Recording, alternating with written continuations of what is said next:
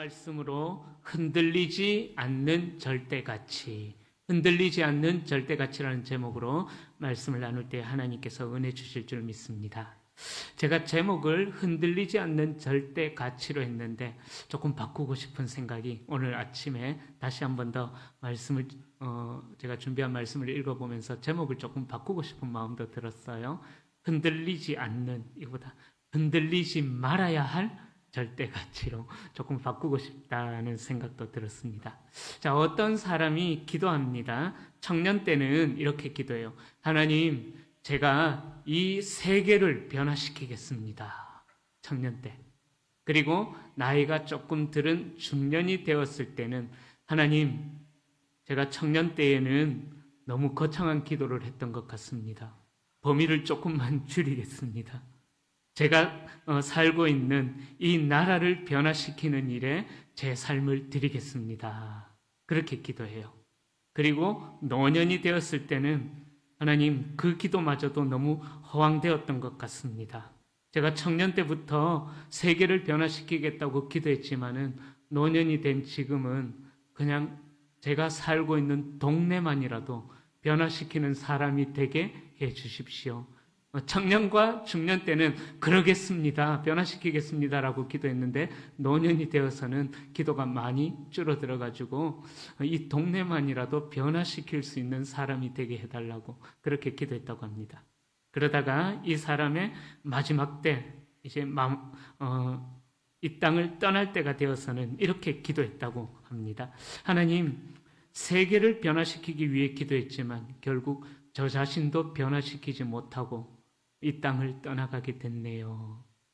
그렇게 기도했다고 합니다. 여러분들, 저도 그렇고요.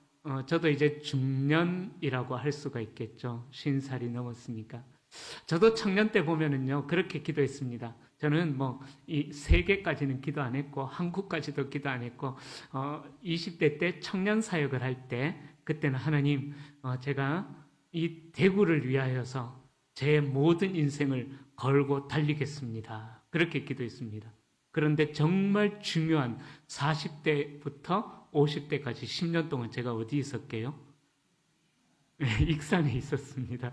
대구를 위하여서 이 한 몸 불태우겠습니다 라고 기도했는데 하나님께서 저를 익산에 보내셔가지고 익산에서 사역을 하게 하셨어요.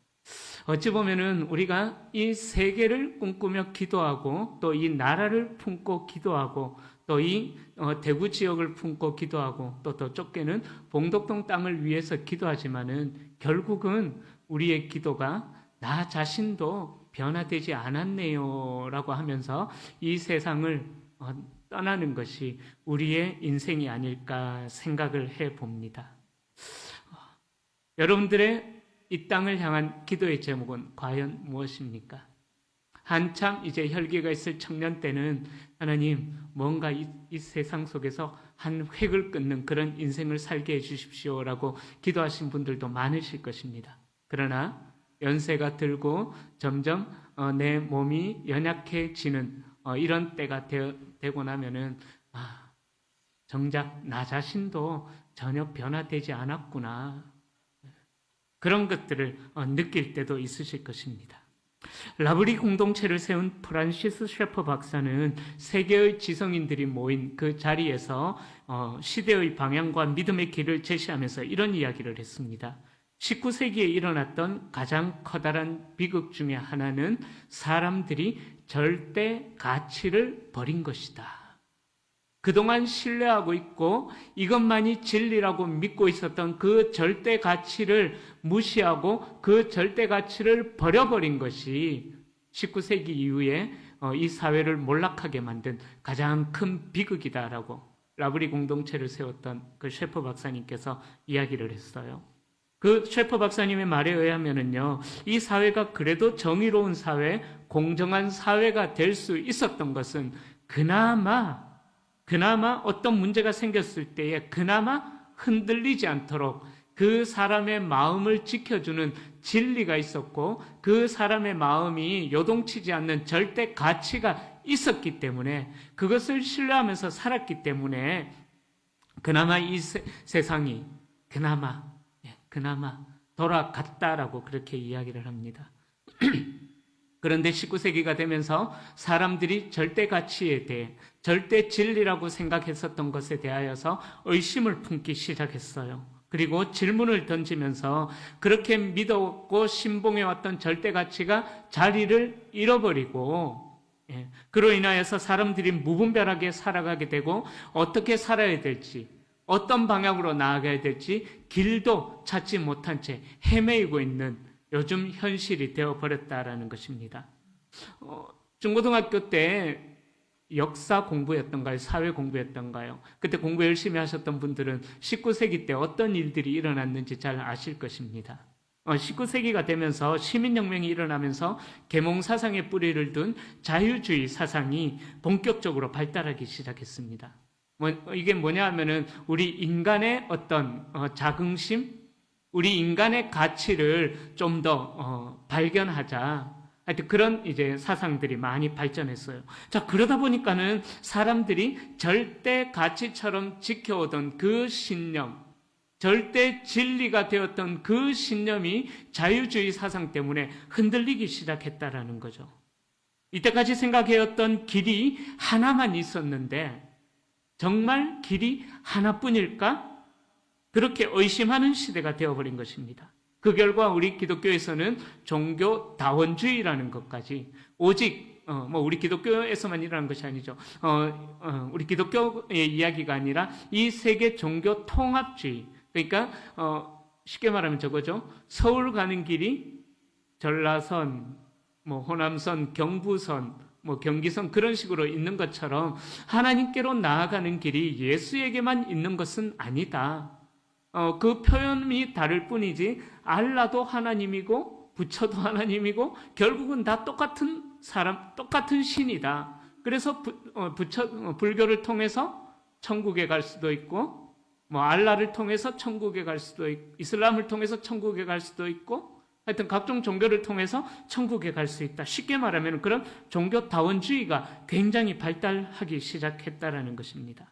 그러니까 오직 한 길, 원웨이, 오직 예수 그리스도만을 통해서 하나님 나라에 이룰 수 있다라는 그 절대 가치에 대한 의심이 일어났다라는 거죠. 그러다 보니 이 시대가 그런 시대가 되었습니다. 죄를 죄라고 이야기하기가 어려운 시대가 되어버렸습니다. 그것이 죄다라고 선포를 하면 왜 그것이 죄가 되느냐라고 의심을 하게 됐다라는 것이죠. 요즘 시끄럽죠. 오늘 오후 2시부터 서울 광화문 광장 시청 일대에서 악법 저지를 위한 200만이 모이는 대규모 집회가 대규모 예배가 열려집니다. 동성애나 그런 잘못된 법들을 저지하기 위한 그 법들이 제정되지 않기 위한 그런 예배가 드려지는데 그것을 예로 들어보겠습니다. 동성애가 죄다라고 이야기를 예전에는 아무 부담 없이 할 수가 있었습니다. 그런데 요즘 시대는요, 지금 이 시대는 동성애가 죄다 하면은 왜 그것이 죄가 되냐? 신학적으로, 성경학적으로, 또 사회학적으로, 인문학적으로, 또 의료계에서도 하여튼 하여튼 기관들이 다 그것이 왜 죄가 되느냐라고 따지는 그런 시대가 되었다라는 거죠. 또 한 가지 더 예를 들자면은 우상에게 절하지 말라라는 이 말씀 앞에서 사람들은 어떤 생각을 하냐 하면은 그것이 왜 우상이 되느냐라고 절대 가치에 대한 의심을 하기 시작했다라는 것입니다. 그 의심이 생기다 보니까는 그동안 신념해왔던 그 절대 가치마저 흔들려 버리게 되었다라는 것이죠.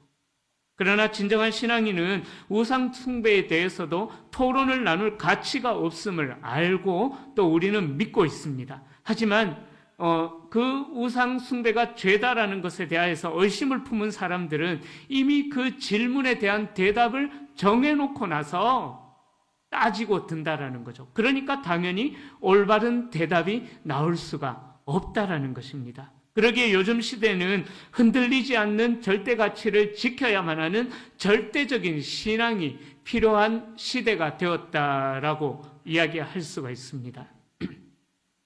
우리 성도님들께서도 각자 신앙 양심을 따라서 하나님께서 주신 그 신앙 양심을 따라서 이것만큼은 내가 양보할 수 없어 라고 지켜온 신앙의 절대 가치가 있었을 것입니다. 지금도 그 신앙의 가치를 따라서 열심히 믿음의 생활을 굳건하게 지켜나가고 있는 성도님들도 계실 것입니다. 저도 어릴 때만 해도 제가 한번 이야기했던 것 같은데요. 주일날 교회 안 가면은 예배 빠지면은 어르신들로 선생님들로부터 지옥에 간다라는 그 정도의 억압적인 교육을 받으면서 저는 주일학교 때를 보냈습니다. 그러기에 제가 주일날 빠졌던 적은 아직 제가 한 번도 없었던 것 같아요. 휴가 때도 익산에서 사역할 때는 휴가가 10일이었었거든요. 그래서 다른 교회도 탐방하고 그렇게 시간을 보냈기도 했었는데 휴가 때 솔직하게 평생 예배 드렸는데 한 번쯤 예배 쉬어도 되지 않나? 그런 마음도 솔직하게 들기도 하더라고요. 근데 제가 어릴 때부터 교육받아온 그 신념상 주일날 예배 빠지면은 어디 간다고요? 어릴 때 선생님들로부터 그렇게 교육받아온 이상 왠지 마음에 두려움이 생기니까 또 옷을 정제해서 휴가 때 다른 교회를 탐방하면서 예배를 드렸던 그런 기억도 납니다. 여러분, 우리도 각자 신앙 양심을 따라서 지켜온 그런 절대 가치가 있으실 겁니다. 이것만큼은 내가 신앙에서 절대로 양보할 수가 없어. 그런데 우리가 혼동하는 것은 말씀이 기준이 되는 절대 가치에 대해서는 혼동을 하지 않습니다. 하지만 본질이 아닌 비본질이 절대 가치인 것처럼 여기면서 살아가는 성도님들도 있다라는 거죠. 그러기에 오늘 말씀을 통해서 우리가 그리스도인으로서 지켜야 할 절대 가치, 특별히 오늘 종교개혁주의를 맞이하여서 우리가 흔들리지 말아야 할 절대 가치가 무엇이고 또 그 절대 가치를 기준으로 해서 내 삶에 개혁을 해 나가야 될 부분이 무엇인가 살펴보면서 은혜를 나누고자 합니다. 오늘 우리가 읽었던 이 역대하 34장은요, 요시야 왕의 31년 통치가 어떠했다라는 그 통치에 대해서 기록하고 있습니다. 남유다 역사에 있어서 대대적인 종교 개혁을 일으켰던 왕이 몇 명이 있었습니다. 열왕기하 18장 3절에 보면은 히스기야는 25세의 왕으로 등극하면서 대대적인 종교 개혁을 단행합니다. 히스기야는 다윗의 모든 행위와 같이 여호와께서 보시기에 정직하게 행하여 모든 우상들을 제거하는 그런 종교 개혁을 단행했습니다. 그리고 이어서 히스기야에 대해서 소개하기를 히스기야의 전후에 유다 여러 왕 중에 히스기야 같은 왕이 없었다라고 이야기할 정도로 히스기야는 그렇게 하나님 앞에서 진실한 왕으로 책임을 다했습니다. 그런데 히스기야의 뒤를 이어서 므낫세가 왕이 됩니다. 므낫세가 왕이 되었는데 성경은 히스기야와는 달리 열왕기하 21장 3절에 보면은 므낫세에 대하여서 이렇게 소개해줘요.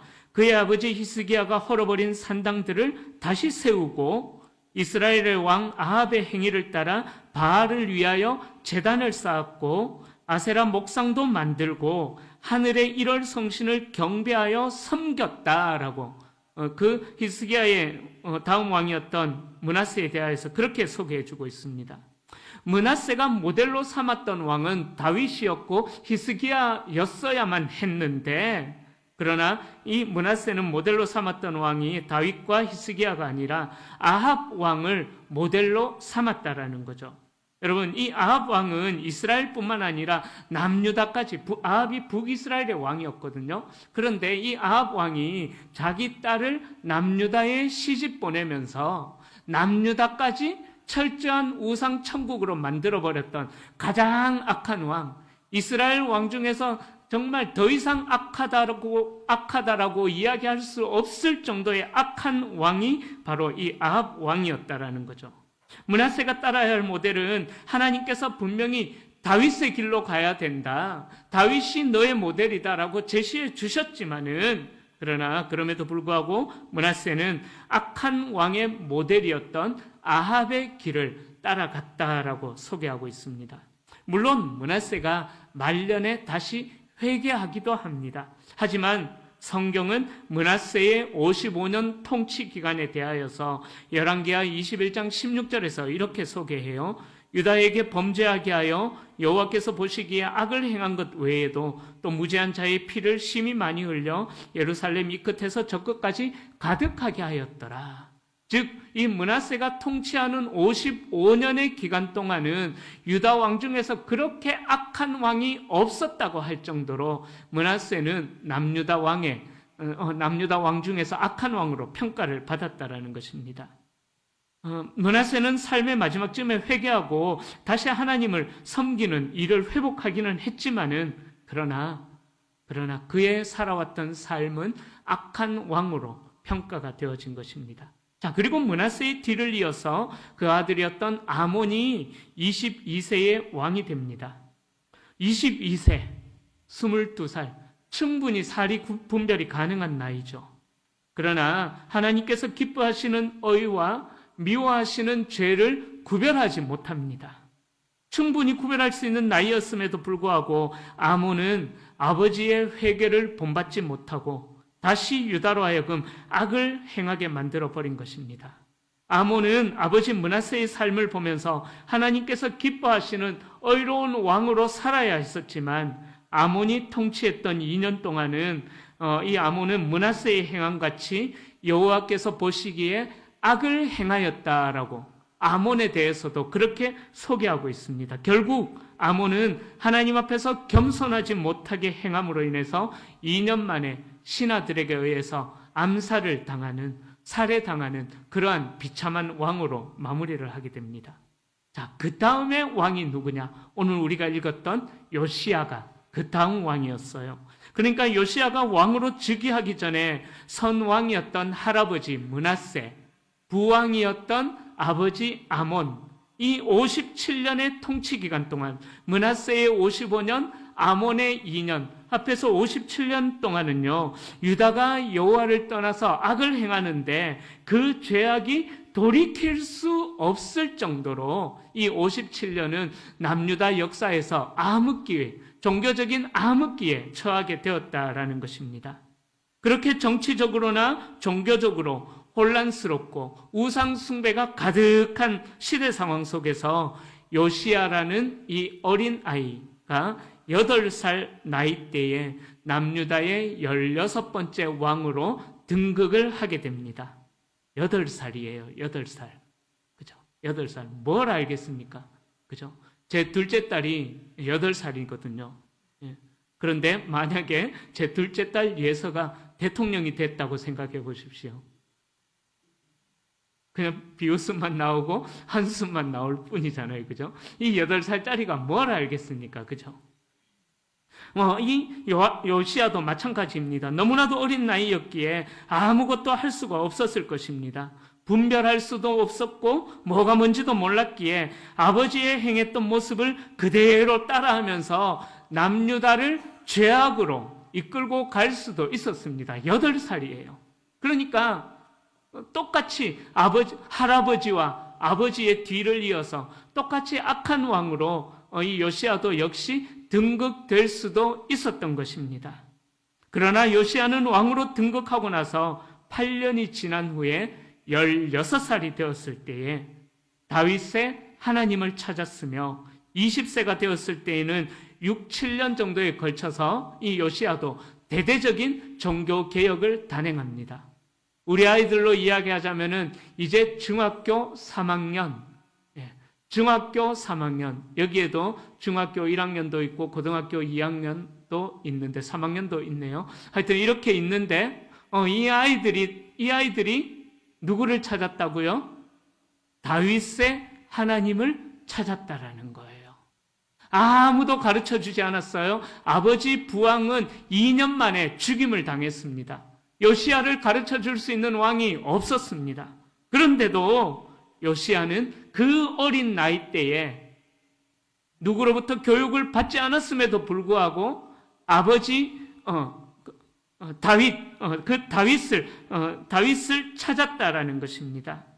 할아버지였던 므낫세와 아버지 아몬으로 이어지는 악한 시대를 끝냈던 왕이 바로 요시야 왕이었다라는 거죠. 성경학자들이 제시하는 이 므낫세, 요시야의 할아버지입니다. 므낫세의 생애는 BC 709년에서 643년으로 보고 있습니다. 그 다음 왕 아몬의 생애는 BC 664년에서 641년으로 보고 있어요. 요시야는 BC 648년에서 609년입니다.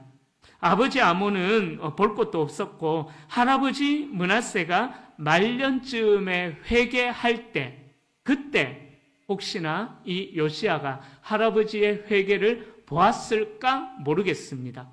그래봤자 5살 이전이에요. 5살 이전에 할아버지가 회개하는 것을 혹시나 보았을지도 모르겠습니다. 자, 그렇다고 해서 이 5살짜리가 그 할아버지의 신앙을 이어받을 수가 있었을까요? 저는 이 요시야의 신앙이 어디서 나왔는가 아직은 잘 모르겠습니다. 조금 더 성경을 연구해 봐야 될 것 같습니다. 요시야가 어떻게 그 어린 나이에 하나님을 찾을 수가 있었을까?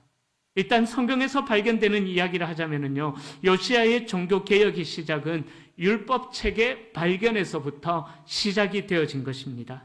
열왕기하에 따르면은 요시야가 16세가 되던 해에 폐허가 된 성전을 수리하던 도중에 대제사장 hil기야가 우연히 성전 안에 있던 율법서를 발견했고, 이를 통해서 요시야는 이 율법서를 읽고 나서 조상들의 죄를 회개하고 이방 신상을 철거하고 우상의 제사장을 처단하고 예배 방식을 정화하고 유월절과 같은 유대교의 절기를 준수하면서 대규모의 종교 개혁을 단행했다라고 열왕기하 에 나와 있습니다. 오늘 본문에도 3절과 7절에서 요시야가 행했던 종교개혁이 어떠한 종교개혁이었는지 상세하게 나와 있습니다.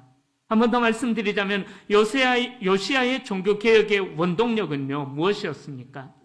16세가 되던 해에 하나님의 율법책을 발견한 것에서부터 시작이 되어졌다라는 거예요. 여호와의 신앙이라는 절대 가치의 회복에 대한 열망이 요시야에게 종교 개혁을 일으켰다라는 것입니다.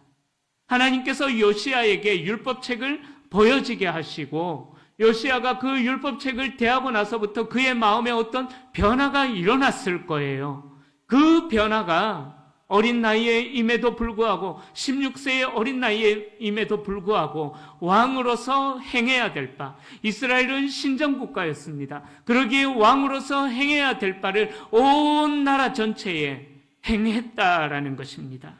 여러분, 우리 자녀들에게 아까 둘째 딸이 8살이라고 했는데 제 큰 딸은 14세 맞냐 예서야? 14살이냐? 그래. 아빠들이 이래요. 딸내미 나이도 잘 몰라요.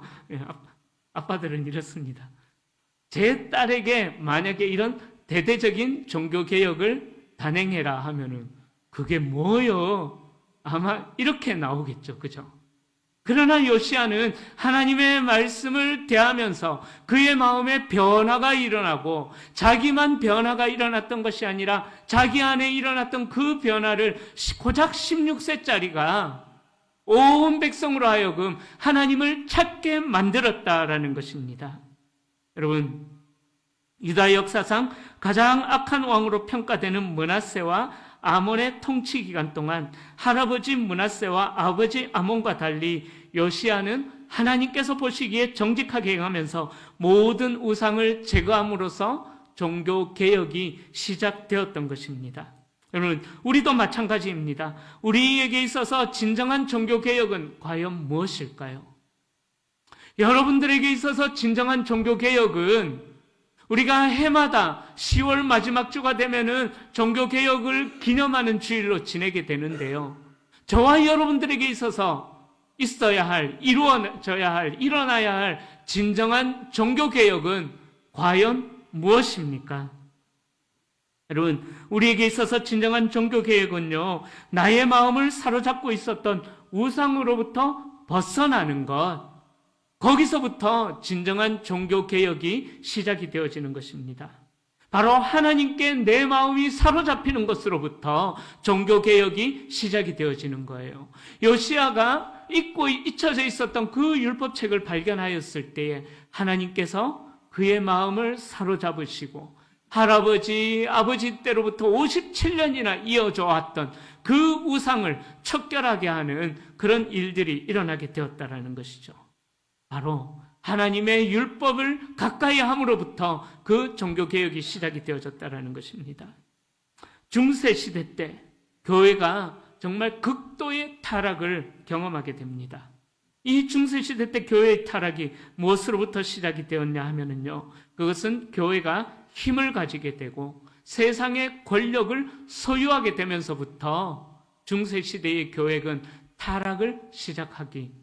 타락이 시작되었다라는 거예요. 예를 들자면 면죄부 같은 것, 보혜성사 같은 것. 자, 그렇게 세상의 권력과 세상의 물질에 찌들어지기 시작하면서 교회가 이 땅에서 선한 영향력을 끼쳐야 하는데도 불구하고 선한 영향력을 끼치지를 못하고 오히려 종교를 팔아서 자기들의 배를 불리는 그런 일들이 일어났다라는 거죠.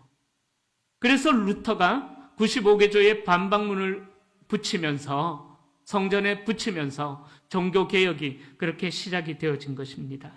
여러분, 교회가 이 땅에서 선한 영향력을 끼쳐야 되는 것은 당연합니다. 하지만 그 영향력은 힘과 권위와 권세로 끼치는 것이 아니라 예수 그리스도의 섬김으로, 예수 그리스도의 희생으로, 예수 그리스도의 낮아짐으로 교회는 이 땅에서 선한 영향력을 끼쳐야 한다라는 것입니다. 물론 교회가 세상에 영향력을 끼칠 만큼 힘도 있고 권력도 있으면 좋을 것입니다. 제가 사역했던 한 교회에서는 앞에 도로가 나지 않았어요. 그런데 전 경찰청장이 교회에 등록을 하게 되면서 그 교회의 몇 년의 수건 사업이었던 교회 앞에 대로가 펼쳐지게 되는 그런 일들이 일어났어요. 교회에 권력자가 들어오니까 그런 일들도 일어나게 되더라고요.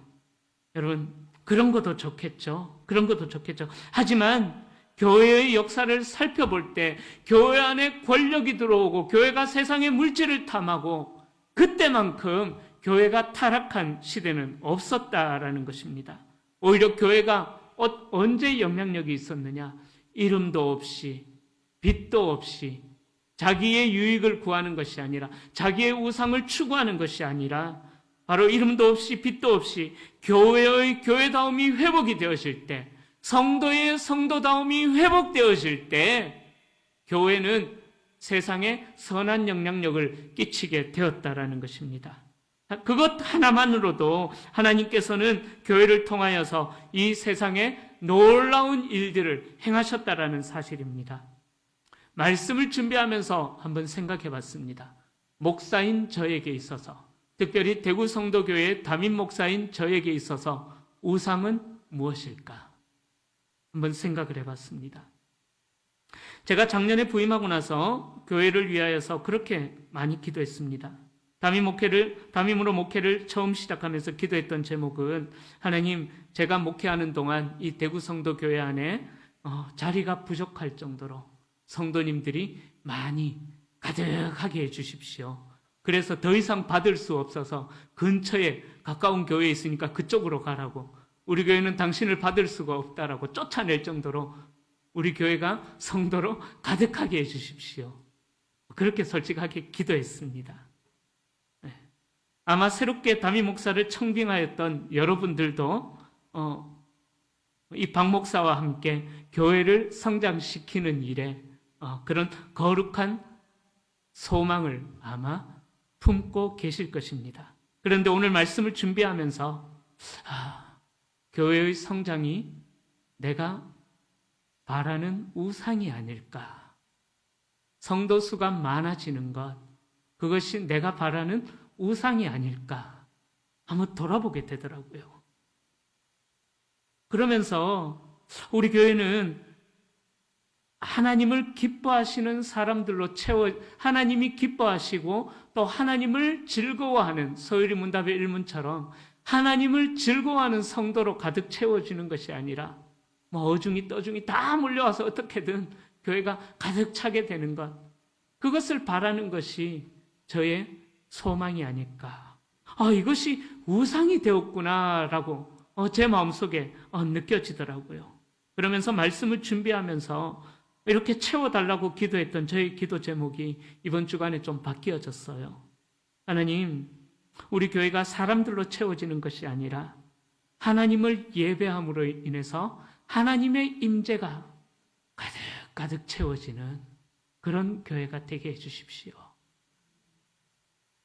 거룩하신 하나님의 임재가 가득 채워지는, 그래서 이전에 앉기만 하여도 마음의 감동이 일어나고 이전에 앉기만 하여도 성령께서 그 마음을 움직이셔서 하나님의 나라와 하나님의 영광을 위하여서 살고자 하는 거룩한 열심이 일어나는 그런 성도들로 변화가 되어지는 교회가 되게 해주십시오.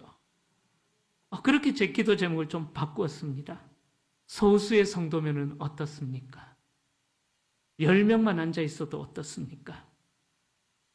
소수의 성도일지라도 하나님만을 추구하면서 하나님 말씀만을 삶으로 증명해내고자 그런 거룩한 열망이 가득한 교회, 또 하나님의 말씀이 살아있음을 증명해내는 교회, 이런 교회가 되게 해주십시오. 그렇게 기도가 바뀌어지게 되더라고요. 그러기에 사랑하는 성도님들, 여러분들의 마음 속에 있는 우상은 과연 무엇입니까? 생각해 볼 수 있기를 바랍니다. 그 우상이 제거되어야지만 진정한 종교개혁이 시작이 되어지는 것입니다. 내 삶이 무엇을 소망하고 무엇을 향해 달려가고 있는지를 점검해 보십시오. 나의 내면에 자리 잡고 있던 우상을 제거하기 전에는 절대로 제가 예언하는데요, 100%입니다. 나의 내면에 자리 잡고 있는 우상을 제거하기 전에는 우리의 심령의 부흥, 꿈도 꾸지 마십시오. 절대 일어나지 않습니다. 바로 우리의 마음이 하나님 외에 다른 것을 추구하고 있다면 그것이 제거되어져야만 하는, 그것이 근본적인 절대 가치임을 여러분들이 기억할 수 있기를 소망합니다. 지금은 고인이 되셨는데 얼마 전에 고인이 되셨어요.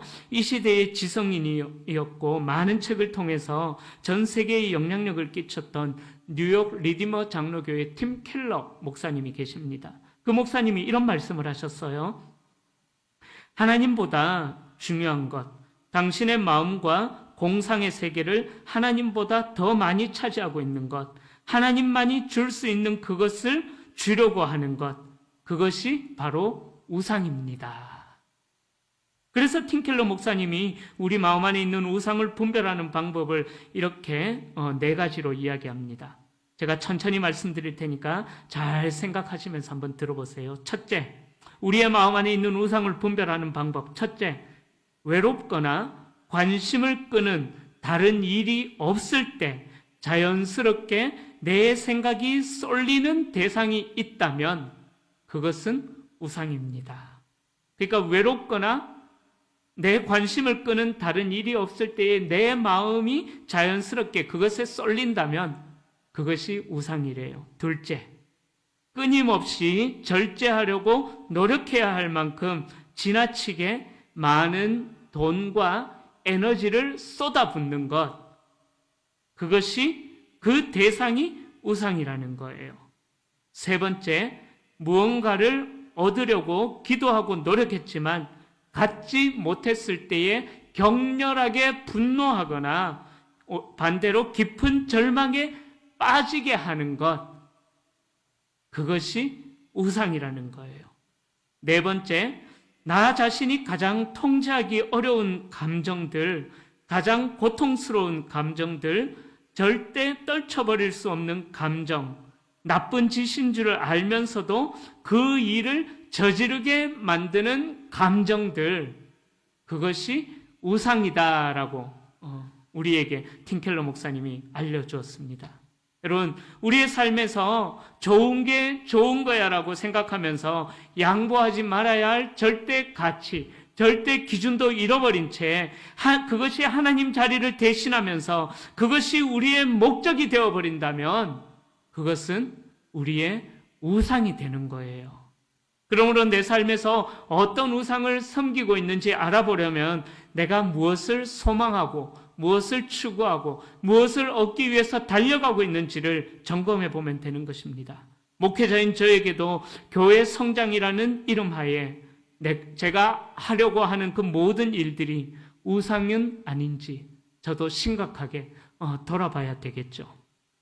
여러분, 오늘 말씀을 통해서 우리의 마음속에 있는 우상을 깨끗하게 몰아낼 수 있는 종교개혁이 저와 여러분들에게 일어날 수 있기를 축복합니다. 요시야는 왕으로 등극하고 18년이 되는 해에 하나님의 전을 수리합니다. 이를 위해서 오늘 본문 8절 이후에 보면은요, 요시야는 백성들이 하나님의 전에 헌금한 돈을 사반과 마아세야와 요압 편으로 대사장 hil기야에게 전달합니다. 그리고 일꾼들은 오랜 기간 동안 우상 숭배로 더러워진 그 성전을 수리하는 일에 성실하게 그 일들을 감당합니다. 34장을 보면은요, 요시야는 성전을 정결하게 하고 하나님께 순종하기로 결단하면서 모든 우상 숭배를 완전히 종식시켜 버렸습니다.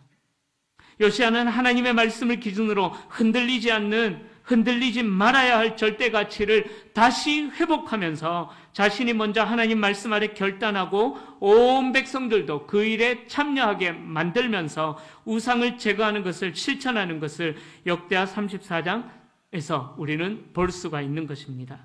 사랑하는 성도님들, 우상 숭배는요, 많은 죄 가운데 하나가 아니에요. 우상 숭배는 죄 가운데 하나가 아니라 다른 모든 죄를 낳는 근원적인 죄가 바로 우상 숭배라는 것입니다. 본질적인 죄라는 사실을 기억하셔야만 합니다. 그러므로 우리의 마음속에 하나님보다 더 중요하게 여기고 있는 것이 없는가? 여러분들 돌아보십시오. 우리가 하나님께서 기뻐하시는 삶을 살아가기 위해서는 말씀드렸던 것처럼 우리의 마음에 그 우상을 제거해야지만 진정한 종교개혁이 일어나게 된다는 것입니다. 우리의 마음에 하나님을 사랑하고 하나님을 기뻐하는 마음으로만 채워야지만 우리의 삶에 개혁이 일어난다는 거죠. 이를 이루기 위한 가장 좋은 방법은 요시야처럼 말씀 앞으로 나아가는 것이고 또 하나님을 예배하는 자리로 형식적인 그냥 몸만 예배하는 것이 아니라 우리의 영과 진리를 다하여서 하나님을 예배하는 자리로 나아가야 되는 것입니다. 말씀을 마무리하면서 한 사람의 이야기를 좀 나누고 싶습니다.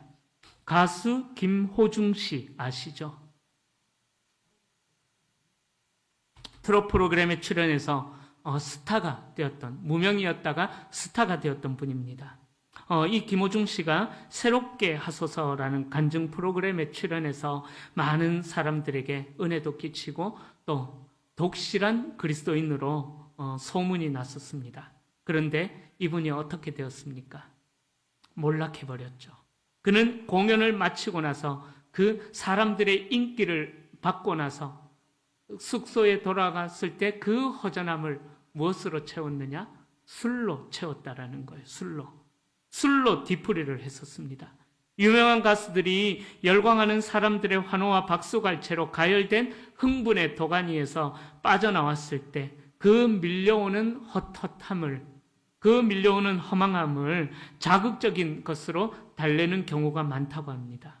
김호중 씨가 그랬던 것이죠. 사람들로부터 칭송과 영광을 받는 자리에 올라갔습니다. 그러나 한순간에 밑바닥으로 추락을 해버렸다라는 것입니다. 여러분, 그 영광의 자리에서 자기를 지키는 통제력이 필요한데 부와 인기에 취하다 보니까는 자기의 절제력이 마비가 되어버린 것이죠.